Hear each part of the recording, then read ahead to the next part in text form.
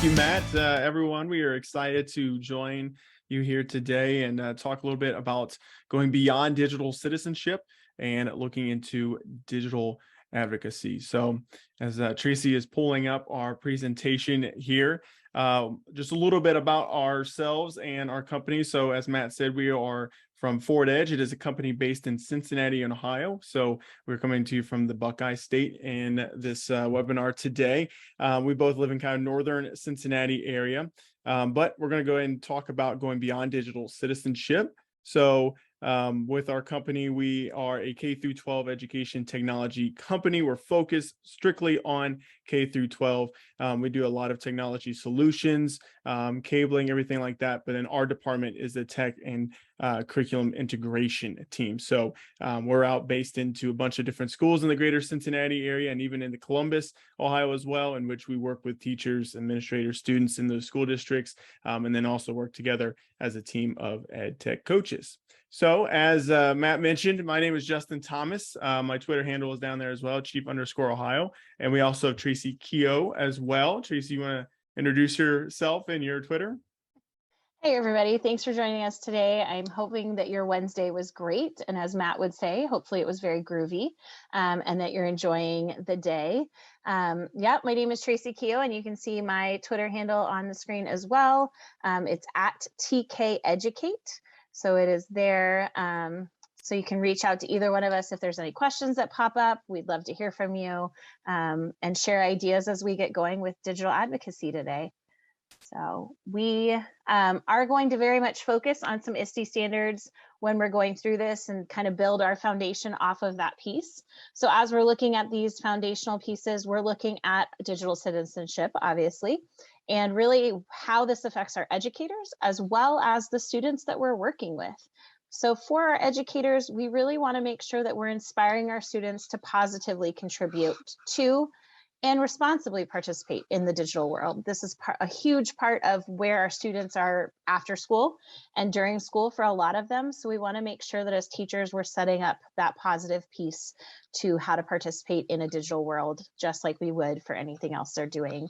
For our students, we really want to help them recognize the rights and responsibilities and the opportunities that they get by connecting in this digital world as well, and make sure that they're doing it safely, legally, ethically, all of those pieces that come into play when we start reaching outside of those four classroom walls and making sure our students really have that firm foundation for not only digital advocacy, but anything that they're doing online. That's absolutely right. So here's what we're going to look at through the webinar today. We're going to look at three main buckets: the why, the what, and the how. So let's start with the why. Digital advocacy. What is it? We're going to explain it. How does it differ from digital citizenship and take that to the next level? We'll look at the what as well.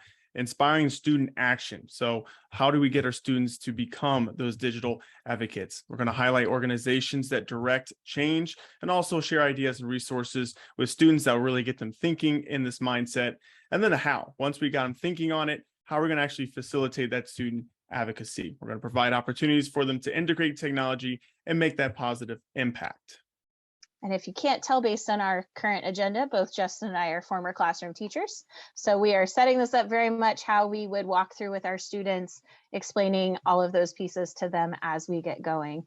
So our first question to engage you guys and really see where everybody's at is, how would you define digital advocacy? What does that look like to you? So go ahead and take a second, think through that, and drop that thought in the chat if you could. That would be great. We'd love to hear your thoughts on this. And then we will kind of talk through some more about it.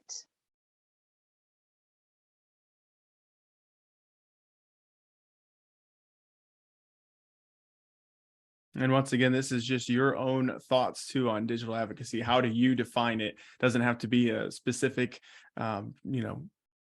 definition of it per se, just kind of what your interpretation is on digital advocacy. Got some great comments coming in right now. Tyler mentioned moving past knowledge of how to use a tool and actually putting it into action. And I Mhm. love that Matt mentioned your digital health, because this is going to become more and more a part of things that we need to be aware of with the use of digital advocacy and being a digital citizen. That digital health and knowing when to take a break from everything is going to be really important as we continue to work with students and for ourselves to navigate through all of the pieces. So let's jump in and kind of talk through and explain what digital advocacy is. So when we're looking at digital advocacy, we're really thinking about how do digital advocates use technology to inform and rally a group of people around a specific issue or cause. Ultimately, as a digital advocate, you're uniting supporters and taking a positive action. This is something we see a lot of right now in the news, with a lot of different things going on around the world with digital advocacy, people coming to social media and trying to take on a specific cause or issue and making a positive spin, whether it's global warming to anything else going on in local communities for multiple different pieces. The big piece I think that we need to remember when we're looking at this specific definition of digital advocacy is making sure that we are uniting supporters in a positive way. So that I think is a very key piece to being a digital advocate. You want to make sure that you're pushing all of these pieces and rallying everybody to really look through that positive lens, which in today's world can be sometimes hard to find. So we want to make sure that we go that direction. When we are helping our students become those digital advocates, again, going back to those 6 steps to kind of get through this, we want to help our students become those advocates. We as adults have some better understanding to becoming an advocate, speaking up for ourselves, acknowledging things that we need, and we need to help our students do the same thing. So when we're looking at that, we want to kind of base some of these advocate pieces off of one of these 6 goals. So what is their goal when we're talking with our students about being a digital advocate? Let's say they're doing a topic on endangered species or ASPCA, and they're trying to rescue local animals. What is their goal? What are they trying to achieve in that digital moment that they're sharing? Who are they trying to influence? Is it just the community? Is it a larger city-based community? Are they really trying to take on more than just local environments? What is the message that they want people to know? How are they going to get that message out there? So beyond just, I'm going to post to TikTok or I'm going to post to the Instagram, what are the tactics and the methods they're going to use? Will there be flyers? Will there be different social media platforms or websites that people can visit to support this moment that these students are working through? What's their timeline? It's very easy to get started on a lot of these and get halfway down the road and then kind of redirect and take the fork the other direction and not finish what we've started. So we do want to have that timeline to make sure that we are being a good advocate and following through with all of those pieces. We want to help students see that when you make that commitment to something, you can follow it through, set a timeline, and get to that end point. So if the goal is, I know that, in Ohio, it gets very cold and it snows, and we've got a lot of shelters that don't have enough blankets for their animals. Maybe my timeline is I start now, I'm being a digital advocate, I'm raising funds or I'm collecting blankets at the local shelter, and I need all of that in by Thanksgiving because that's when it might start snowing. So finding that timeline that really has that meaning and purpose for our students when they're being these advocates will help move through the process as well. And then, like everything we do in life, we do want to reflect and evaluate how successful we are. So having that time to step back, look at all those pieces that we put together. Were we successful? Were we able to collect blankets? Were we not able to? What happened? Any of those pieces to evaluate. Working as a team, which can be a very big struggle for a lot of our students. How did they work together? So bringing that full circle and evaluating not only themselves, but maybe the group that they're working with, and reflecting on the entire process so that if and when they do it again, they know the areas that they need to step up and improve in. Moving into, now that we've established that foundation of like, what is it? Why is advocacy so important? Why do we need to teach our students to speak up and advocate for what they believe in? It's at the top of this kind of digital pyramid that we as educators live in. So there's going to be this bottom pyramid of digital literacy when we have our students reading online, different tools that they're using. That second pyramid that we push all the time is being that good digital citizen, how to respect all the things online, talking to people, supporting your ideas, the free copyright programs that we need to make sure students are aware of. But at the very top of this pyramid is that digital advocacy. And we do want to make sure that our students know how to use their voices correctly, with whether it's pushing out literacy for others to read, whether it's being a good citizen. They do need to know how to advocate for themselves and for what they believe, but do it in a positive and correct way versus just pushing information out there that may or may not be true. We want this top of the pyramid experience for our students as we work through this. So this might look like digital literacy.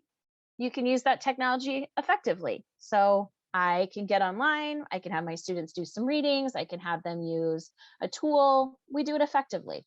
Nothing major, no major issues, but we're doing it. As a digital citizen, we want to make sure we're using it appropriately. So we're changing some of that wording to be, instead of effective, now I'm doing it appropriately. And I know how to communicate with people online. I know what messages and what information that I can put out online. When you're being an advocate and we're teaching our students to be an advocate, we are then changing the dialogue to say, now I'm using technology to make the world a better place. I'm opening eyes to other people. I'm showing them what's possible. And I'm really pushing that positive world aspect to change the way that students are looking at different tools. And those are going to be those three key pieces to changing our digital world with students. So this is how I saw digital advocacy, and it made a lot of sense to me in this sense. So when we're looking at Kid President, and if you don't know who Kid President is, he's a great, older now, but when he was little, made a bunch of videos about being positive. He called them his pep talks. And he does a lot within the Kid President piece to demonstrate how you can be a good digital citizen and produce content that is positive and affects the real world, how you can take the negative things people are saying, whether it's online or in person, and really adjust to this positive digital environment where the content he's pushed out affects not only students and teachers, but others living in the world that might catch it for what he calls his pep talks, and give them just a side of hope. Like, we can see all three pieces in this: his literacy by what material he's pushing out, as well as he's advocating for that positive change in the world to support each other and support your goals that we go through. So he's a great one to check out if that would help you better understand what digital advocacy is along the way. So our goal always when we are being a digital advocate with our students and for ourselves is to move past teaching students how to be good citizens digitally and how to behave responsibly, and put those skills into practice so that not only do they know how to do it, but now they're using those skills and they're impacting the world or their community or their classroom for good. So I can teach them how to use all the tools and technology, but if they don't ever practice it and they don't ever know how to use it, we're not reaching that advocacy level, because now they're not impacting anybody else beyond just the work that they're doing to turn in. So that is our end goal, is to move into that impact pace.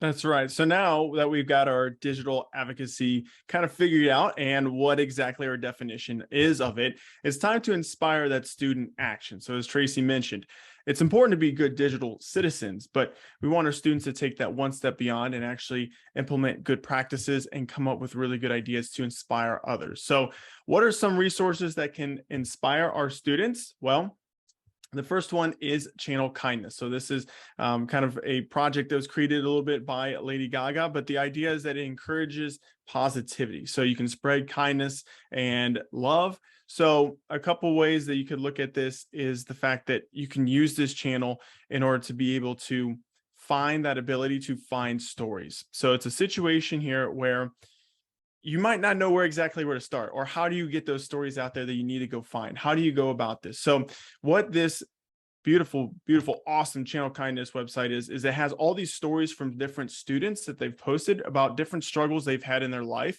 and how they've overcome them. So the thing that I really love about this is the fact that there's so many students all across the world that go through similar kind of situations. And when they're in that situation, they feel like they're the only one there. But there are other students that have had that same situation has happened to them. So finding these stories really helps inspire change and helps inspire students to be able to kind of understand how other students have gone through the same thing or similar things, and then sharing their own story on it. So that's kind of a look at what the Channel Kindness is, but teachers can use it to access free curriculum material. So you don't even have to like come up with something on your own. You can easily use the curriculum materials to kind of structure a lesson on how you want to go about this. You can utilize the Channel Kindness to facilitate those discussions and guide direct conversations with your students. And then every September, they have the hashtag Be Kind to share different ways to foster the mental wellness and see what other ways that teachers have been doing the same to assist their students through using the Channel Kindness. Now, students can use this, as I mentioned before, to share their own stories of kindness and inspiration, what they've done to help other students, what they've done to help with their community, what they've done to help with themselves. They can also participate and use the hashtag Please Stay Pledge to actively engage in self-care. And they can also write letters to support others and send them to the foundation to be sent out to other students. So a student can actually post a story on there, and then other students can write letters to support those students that have written the stories, and also support other students that are in the world that have had similar situations for them. So some bonus examples here as well, some real life examples. You can utilize Flip to engage students in a kindness challenge and discuss with students outside of the classroom. This is actually something that Tracee has kind of facilitated. I mentioned before how we're in different schools. So Tracee helped create a Flip in which we then implemented it with teachers across several different schools in the greater Cincinnati area. So you had students in one school actually communicating with students in another school and sharing kindness and sharing or the cool kindness moments that they've done in their own schools. And that really inspired that conversation across multiple school districts. You can also create a hyperdoc to guide students through learning about kindness and how it makes them feel. So just getting that overall kind of idea on how you can share and spread kindness for students that might want to be there and want to do that, but not really sure how to get started. Well, you can use a hyperdoc as a great place to have students kind of collaborate and really brainstorm amazing ideas to share kindness within not only their own school district, not only their own community, but throughout the country and the world. The next one that we have is Habitat for Humanity. Obviously, this is kind of a big one that a lot of people know, but there's a lot of situations where folks don't have quite the right housing and homing for them. And this is a situation where people go out and help build those homes for their community. Obviously, there's volunteering activities for kids that go along with it. So you can obviously volunteer to go out and help build homes for your neighbors, but there's other ways you can help as well. Teachers can use Habitat for Humanity to raise awareness about housing inequities. They can also inspire students to get involved in at-home or local chapter volunteer activities. So obviously, I know there's always different community events that are doing Habitat for Humanity. So you can get your students involved there, or even go out and volunteer and have the class come as well. But just getting those students kind of actively thinking about going out and helping show support. And then also just showing support for the mission by facilitating a variety of family-friendly activities that we actually have a link there that goes to different activities that are all just based on home, but helps kind of get the brain flowing on kind of how they could go about really helping with Habitat for Humanity and doing good in the community. Now, students on the flip side, they can highlight key housing statistics by using the Build a Stat activity template. So there's a way to get students thinking about statistics in kind of more of a fun visual way. You can also discuss the meaning of home and create paper housing using a template that we have linked in there. Because sometimes students, they don't really think about the fact that their home might be different than other students in their own class, right? I know it's always kind of an interesting thing when you think about different communities, and it ranges on all the different kind of housing inequities that go about it. So, certain communities might seem to be, all good with the housing and everything like that, but there's a lot of students out there that don't have the housing that they need. You can also engage in a family-oriented game of community walking bingo. So I do suggest that you check out that link and have your family participate, or your class as well participate in that too. And all the things that Justin talked about and the next two that we're going to look at are all ways as teachers to get started with getting our students thinking about digital advocacy. So these Absolutely. are just like kickoff points that you can reach out to and look through and kind of see what's available for you in your neighborhood. We always like to try and make sure that we're providing our teachers and educators with starting points to build on and kind of turn into something that suits your classroom, your community, in any of those ways. So those two that Justin just talked about, as well as world's largest lesson and ways to contribute to a better future. So what this one is it is utilizing the Sustainable Development Goals and how those help our students with advocacy and digital citizenship and all of these pieces that will inevitably impact multiple people beyond just their classroom and their community. So when you're utilizing this, we're really looking at expanding our student horizons. We know that we've got huge populations of students that never travel outside of their community or their state, and don't get to experience a lot, like Justin was just talking about with Habitat for Humanity, forgetting that there are people that live in different ways in different places of the community or the city, and really giving them the chance to expand those horizons. So through this program, teachers are given the ability to introduce these goals, which are world, national, international goals, through a student lesson. So it really breaks it down to a more student-friendly terms and ideas, as well as find resources for that content or age group that you're looking at. We know our students are capable from very early on at looking at being a good advocate. We just have to give them the steps in the process to advocate for themselves in that digital world. So by some of these resources, you can find things that fit best for the group that you are working with. It also provides, as one of the things that it does provide, is an extended project where it is facilitated and student driven by planning out a community action plan. So this may be an action plan that you have students work through just for your school community, your classroom community, or even wider than that, and really looking at how the community pieces can affect their whole space that they're living in and beyond.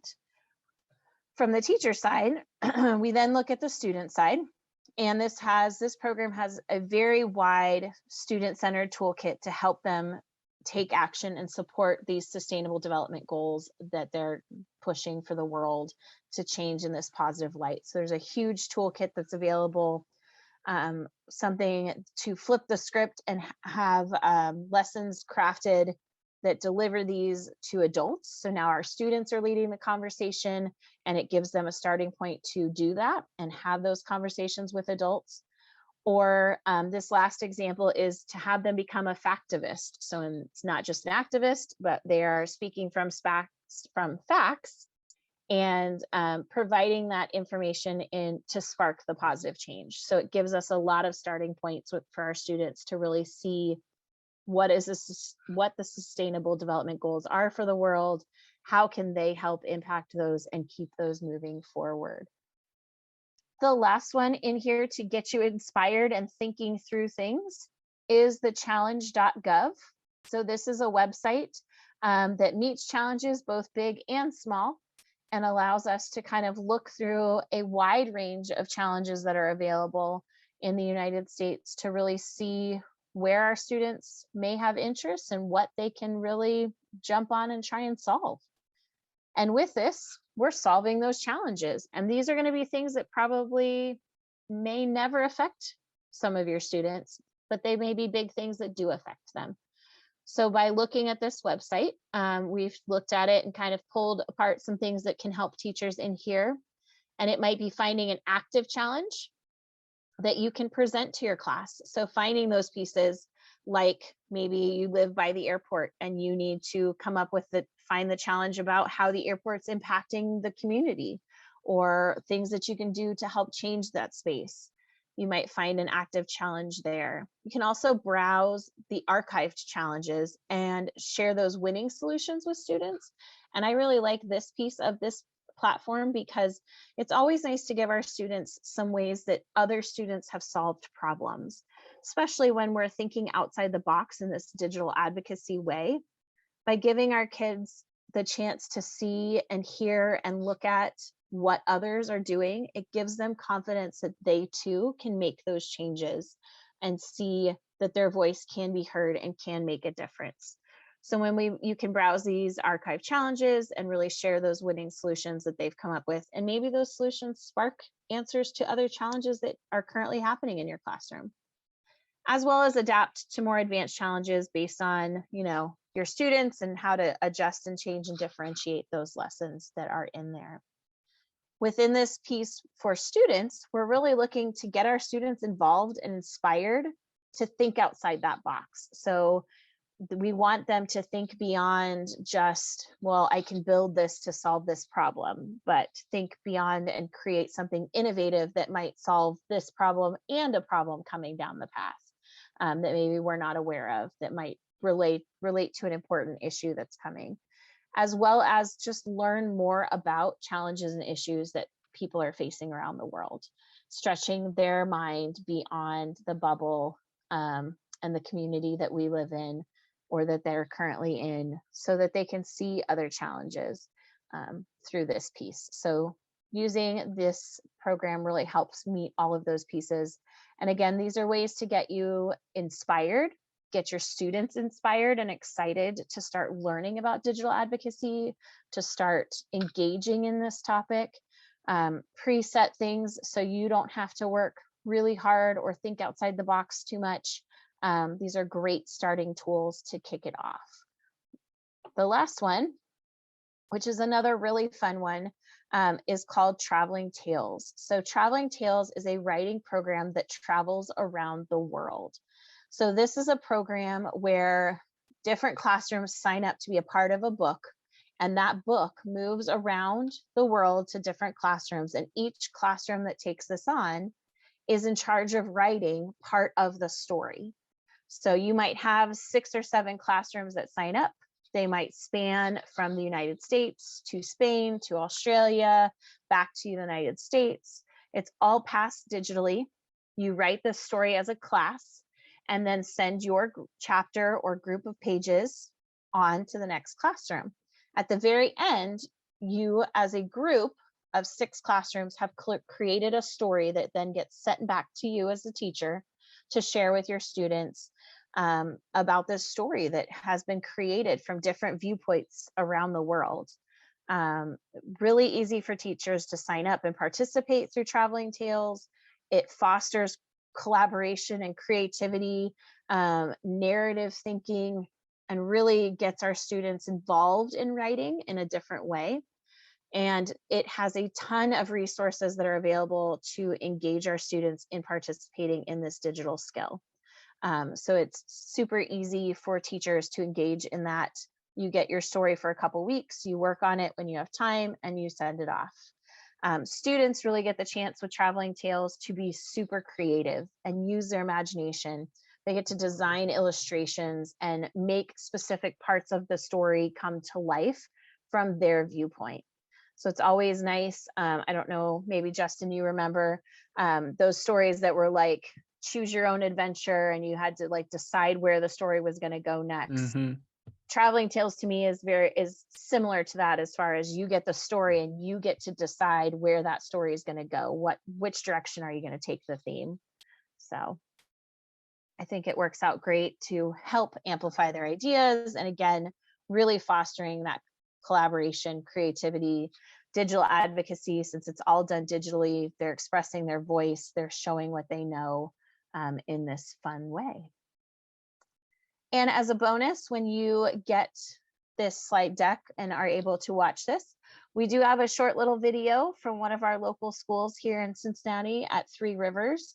And this classroom got to work on a story about polygons and non-polygons, a tale of war and inequality. And so this group of students was part of the creation of this story, and it was meeting the sustainable development goal of reducing inequalities. They used a digital tool for it. They got to create it, and then there is a short little video on YouTube kind of sharing the story that they created within this, and students were very engaged and got to experience a lot of the writing process through Traveling Tales as well. So we're going to pass it back to you guys again, and we really want to hear what you guys do and how you inspire your students to make a positive impact in the community. So we want to hear from you what you're doing to impact in a positive way that community, from your classroom community to your school community, maybe the larger neighborhood community. Just share some ways in the chat that you are already doing that.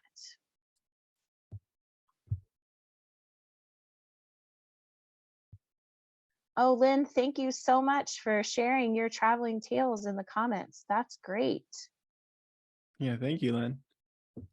And too, if you are watching this, or if you're listening, I should say, if you're on your commute, or if you're just not able to type anything out, or if you're watching the recording of this, you can still participate. We actually, if you see in the top right-hand corner, we have a couple hashtags you can use. You can put that information out there on Twitter and really start a conversation as well. Both Tracee and I were big on kind of connecting with folks all across the social media. So feel free to jump on there as well. If you're putting in the chat, you can send out a tweet as well with the hashtag DigCit, like you're a digital citizen and advocate, or hashtag FEK12.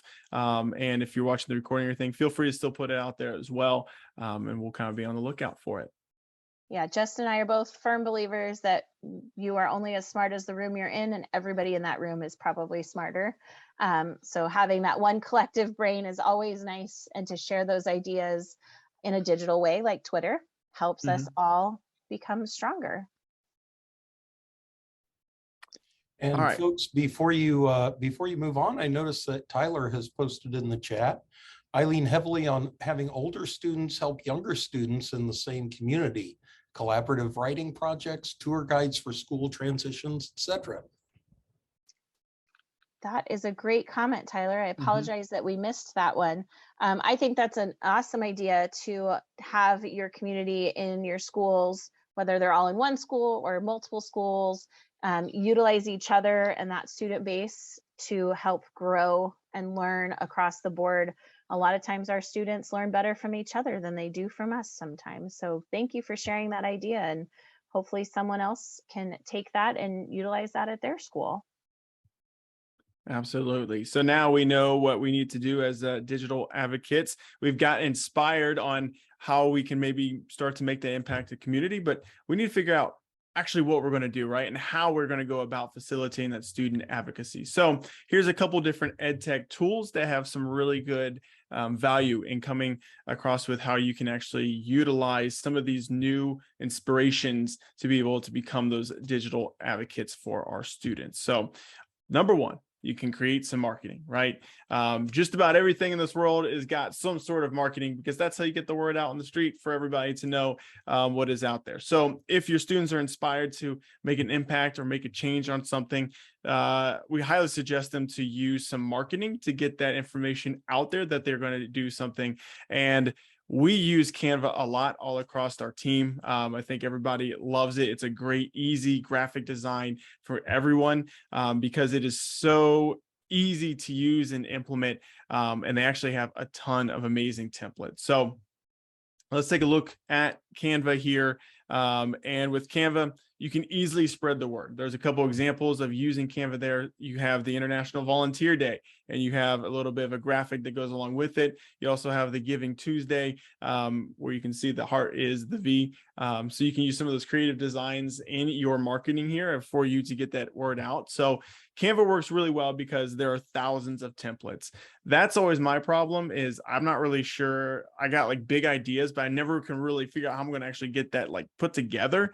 I don't really have to worry about that because I can browse through the templates on Canva and find one that's going to align with my vision for my visual marketing. It's also professionally designed, easy to use. Those two things don't usually go together, right? You know, if it's easy to use and it's professionally designed, it's usually going to be super expensive. That's not the way it is with Canva. You can find some awesome professionally designed templates to use, and you can easily change out the text, put in different images that you want for your graphic design there. And they can all be shared and printed. So you can either print, put them out across the school and community, or you can actually share them out digitally through email, through another mass kind of messaging system. However you want to go about it, you can do that there. Now, students can use it to engage a broader audience, right? Because for students, they might be able to share it with their friends, share it with their classmates, but if they actually create a template, create a Canva marketing flyer or something like that for what they're trying to do, they can easily go out and start to put that out throughout the school and throughout the community. They can also collaborate with others. Canva is really easy to do that. You can actually share a Canva template and you actually have multiple students working on the same Canva project. So one student could be typing out the text, one student can be putting an image in, one student can be putting in the different graphics that they need to go along with it. You can also use content from multiple sources, and it just makes the messages stand out, right? I can tell you what we're doing, but if I actually have a visual behind it and tell you what we're doing, it's going to look way more appealing. It's going to speak to the visual learners as myself that kind of likes to see the vision that goes along with it. So that's why Canva is a really awesome tool, because you can have all of that to help market that inspiration and that change that your students are trying to promote. And I will say, just to add on, Canva is a great tool. I would say like first grade on. Students are, it's like Justin said, it's super easy to use. So our students are really able to jump in there and play around and be creative and find that marketing that they want to best support what they're doing. The second one we have is recording a podcast, right? We're all about student voice. So let's put the voice to good work here in using a podcast. And the suggested tool that we have here is anchor.fm. It really does make podcasting easy because it also can be put onto a lot of the major podcasting platforms if you want it to be. If you want to just keep it within Anchor and just kind of keep it within the school, you can easily do that. But if you actually do want to share it out, maybe you're kind of a 9 through 12, a high school educator that you want your students to actually be able to put that out for other students across the world or the community to be able to hear, you can easily do with Anchor. I use Anchor a lot for various things. I used it when I was a teacher, as a history teacher, to kind of have more of a modern template to use for students to talk about different things that are happening within the world, and also used it within like World War II.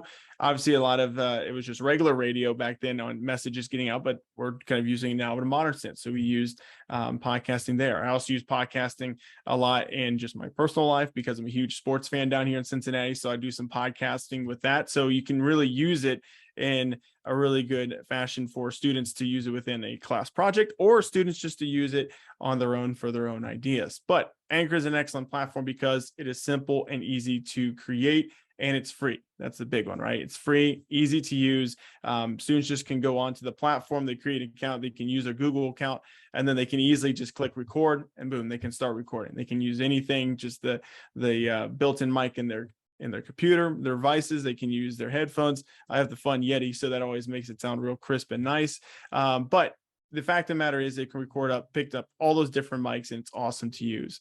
It allows for collaboration and authenticity from contributors. So you can actually have different students working together on a podcast, whether that's individually and putting the project together, or having everyone kind of talking together as a discussion topic.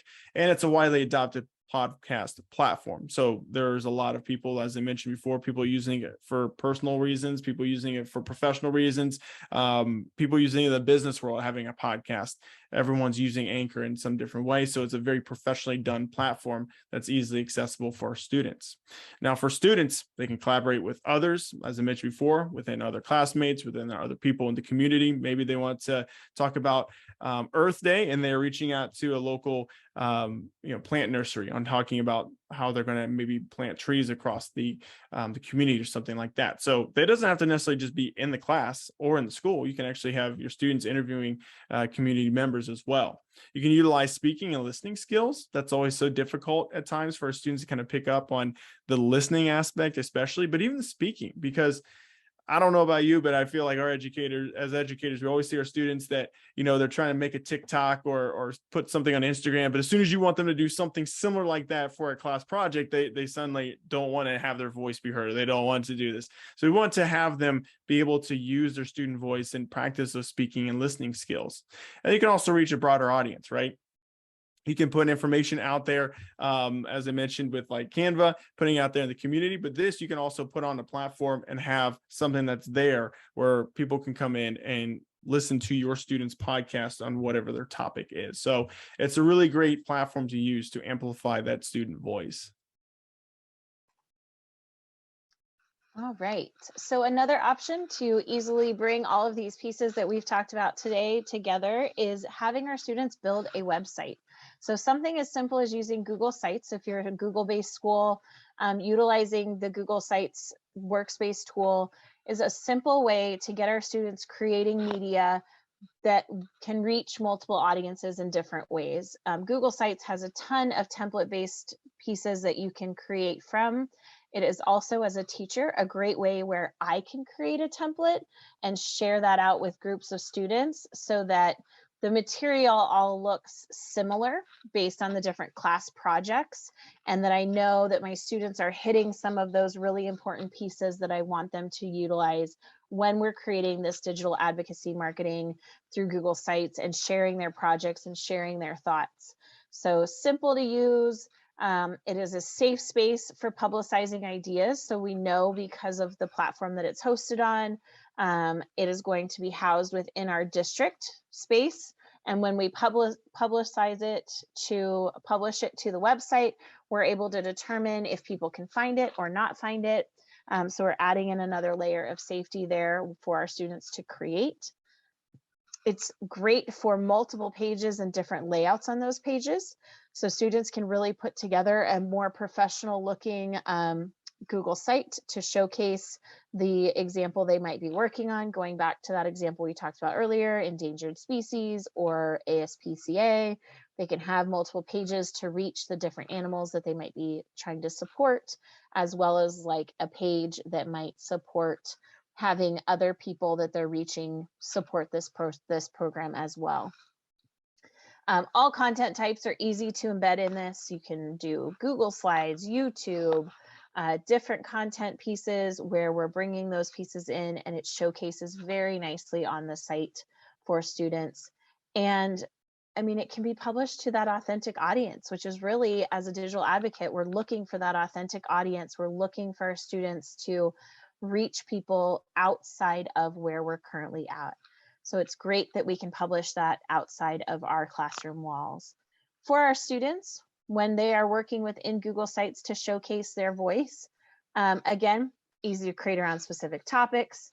They can link to vetted resources that have real world reach and accountability. So if they're doing, save the local animal shelter, support ASPCA, they can put that vetted link into their site so that others in their audience that might be watching this can click on that link and then move into supporting this, what they're trying to advocate for. And it really develops some career ready skills. So we're looking at web design skills. We're looking at better amplifying our initiatives and supporting our student voice and our agency in a digital way with Google Sites. So it gives us a whole round of well-rounded platform for our students to really engage in. I'm sure with Anchor FM, they could then bring some of those pieces into their site. You could bring your Canvas documents into the site. So we can utilize all those other tools that some of our students in the group may shine. Like Justin is amazing at his podcast. It's probably not going to be my future, But if we were in a group together, he could utilize Anchor FM and I could then embed his podcast into my Google site. So we're hitting our students in what they're passionate about, and they can amplify their voice in that way and put it all in one location. Yeah, and our students are always using websites, right? Every day they're on websites. So that gives them kind of that, they're always using it, but now they can actually create one on their own. Absolutely. And kind of understand what goes into it. Another piece that we looked at to help amplify our student voice and teach them about being a good digital citizen and the advocacy for their voices and all of those pieces is utilizing a program called Book Creator. So this allows us to publish a book across any age for all ages and simple to use, works really well for our students to create concepts together and collaborate, provides a variety of content options that we can pull together in Book Creator. It does have a class collaboration and analytics piece, so we can all collaborate in a book together. I can look at how many people are looking at our book and reading our book. We can share that book out to our community, whether I'm sharing it to the local library or just to my parent community. It gives us a lot of that digital advocacy to share out their thoughts in a fun way of writing a book instead of like a website or a podcast. To really engage our students that might appreciate drawing and writing, we can utilize this tool here. And when we're looking at it from a student perspective, we do see them being able to write narratives and informational text where they're able to highlight their ideas and some of the issues that they're coming across when they're advocating for their topic. So it's a great way for them to really look at both of those pieces in a different way beyond getting a piece of paper that says it's an informational text in our classroom and trying to highlight those pieces. They can then create their own through Book Creator. And again, sharing their published books with a diverse range of audiences so that we're reaching that bigger population to advocate for the digital piece that we're looking at today with that digital advocacy. So we want to make sure that all of our pieces have a way to push out digitally to support our students and what they're passionate about as we go through it. And the last one is starting a vlog. So this one is utilizing YouTube and some of those video features to reach that authentic audience. I don't know how many teachers listening or on here have children of their own, or you just like jumping on YouTube to figure out how to fix your car or change the bike tire or whatever it is. But this has a very wide audience to reach and a very authentic audience, because if you're Googling or you're searching in YouTube, you're looking for something specific. So if I'm looking for how to save the sea turtles, I can type that into YouTube and I'm going to get a wide variety of videos teaching me and advocating for that through this digital media platform. So as we bring these ideas to life in our digital platform of YouTube, it's a great platform because it is the largest video platform currently in the world. It houses so many hundreds of thousands of videos from really any topic to anything, almost anything you could imagine. It allows you to upload in a variety of formats. So it's simple to upload videos. You don't have to record them on one platform and upload them in there. It is an excellent video channel creation tool. So as your students, you may create a channel that's just for your classroom. Maybe everybody's passionate about saving the sea turtles, and so they're going to create individual videos and support this advocation moment. That's not a word. This moment that they're all advocating for the sea turtles and to get rid of the straws and do the whole thing, but they each have a different voice and they have a different side of what they want for that. So having a channel where you can put all of their videos together, they can see each other's, you can share that with the broader audience and community, really will help that. The other nice thing is if your students really are into creating these videos and supporting this digital advocacy, you have analytics and stats that you can reach to as well. So you can always go back and say, oh my gosh, Justin, your videos reached 1,000 people. Like, that's amazing. Think how many people it's changing, how many minds are thinking about what you've said now. So it really allows for some of that support there as well when we look at it. Yeah, and the students, obviously, they can film and record their own outreach efforts, so they can come back and, everything that they've done, putting it together from the start of learning about digital advocacy, from being able to get the inspiration and then actually going out and implementing it into the world. If they film every step of that, they can come back, put it together a video collage, and then they have that they can put wherever they want. They can use it for future students to get new ideas, and actually they can share that story, right, for inspiration for others. Obviously, they can create a following. They can build the community. I know there's a lot of different, groups that go out there and they put together these videos, and you can put them together on a playlist. And then the community would like to promote that as, here's what's everything going on in our community, brought to you by the students out here. And also the ability to share your work with a broader, more authentic audience. As Tracee mentioned, everyone can get YouTube for the most part, right? It's all across. It's the largest video platform in the world. I know that I spend way too much time on YouTube every night finding different videos that are, interesting, that someone has spent time and put together and created. So it's an easy place to find anything that you're looking for. So you can put it in there and be a part of those videos that go along with all of the different topics. Like Tracee said, everyone's looking for, like if it's the Save the Sea Turtles movement, you have all those videos there, and your students get that video put in that collection as well. And I will just leave it with this thought on this idea. YouTube is a great place to not only inspire your students, but to also collect what they're doing and how they're doing it. There is a student that I know in Arizona, and she was watching videos on the trash in the ocean and has actually been working with a local college. Her plan, through filming her ideas and posting them to YouTube and advocating for this goal that she has now been picked up by a local college, where she is working with those people and professors at the college to develop an actual working in the ocean piece of equipment to help clean out the trash that's in the ocean and collecting there. So it can go from just posting a video because that's what you're passionate about, to actually impacting real world situations and moments that those students have access to. She is an 8th grader and has been working on this since 5th grade. So it really does make a big difference when they start to see the digital platforms take off and showcase their work. So we are wrapping up here, and our last question for you, which we would love again to see these posted to Twitter. If you are unavailable to drop those in the chat right now, but again, sharing those out and advocating for the student advocacy, is what tech tools do you use to support your students in digital advocacy? So how are you helping them use their voice digitally? And again, if you are not available to drop those in the chat, we would love to see you post those on Twitter with your hashtag of DigCit or the FEK12 hashtag, so that we can all see and grow and learn from each other as well.